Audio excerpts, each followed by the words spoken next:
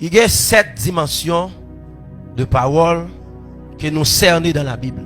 La première des choses, il y a ce qu'on appelle la parole standard. La parole standard. La parole standard, c'est la parole nous prêchons telle qu'elle est. Repentez-vous, convertissez-vous pour le pardon de vos péchés. Ça, c'est la parole standard.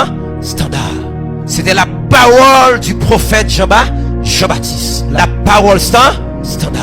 Deuxième dimension de parole, c'est la parole hiérogrammaticale. La parole hiérogrammaticale est la parole que nous devons chercher le sens des vocabulaires dans le domaine grammatical et pour nous bailler un sens à enseignement. Ça, surtout les docteurs de la parole, ils ont fondé dans ça, ils ont très avancé dans ça, dans chercher dimension de grammaticale de la parole. Troisième dimension de parole, c'est la parole hiéroglyphique.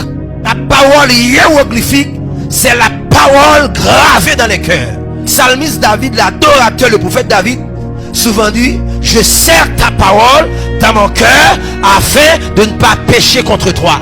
C'est la parole hiéroglyphique, parole qui gravée. Et Paul parlait de parole ça. Nous sommes tous devenus des lettres de Christ. La parole de Dieu gravée dans le cœur nous. Quatrième parole, la parole hiéronumérique. La parole hiéronumérique, c'est la parole répétée. Lorsqu'on parle de pardon, de pardonner 7 fois, 77 fois, ça c'est la répétition de la parole. Et pas ça qui est une infinité, parce que tout le monde a péché ou a pardonner, ça c'est 4 dimensions. Et les 3 autres sont réservés aux illuminés.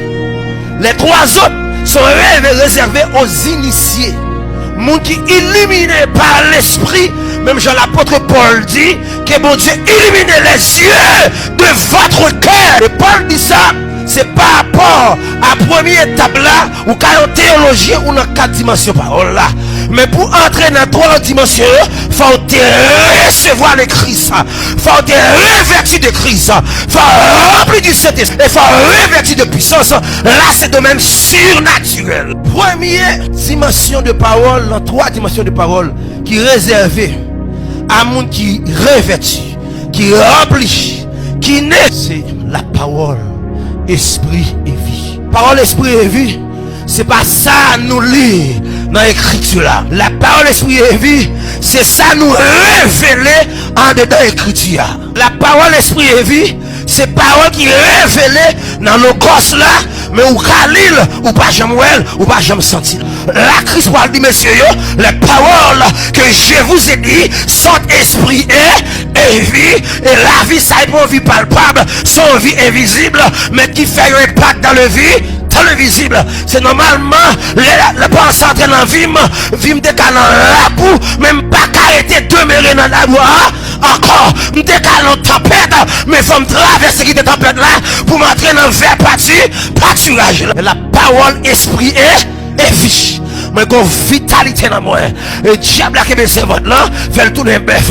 Mais les Jésus entré, qu'on y a tourné chef puis calébaka. C'est là la parole, esprit et vie. Ça c'est la dimension des hommes spirituels et des femmes spirituelles, des hommes illuminés, éclairés par l'Esprit Saint.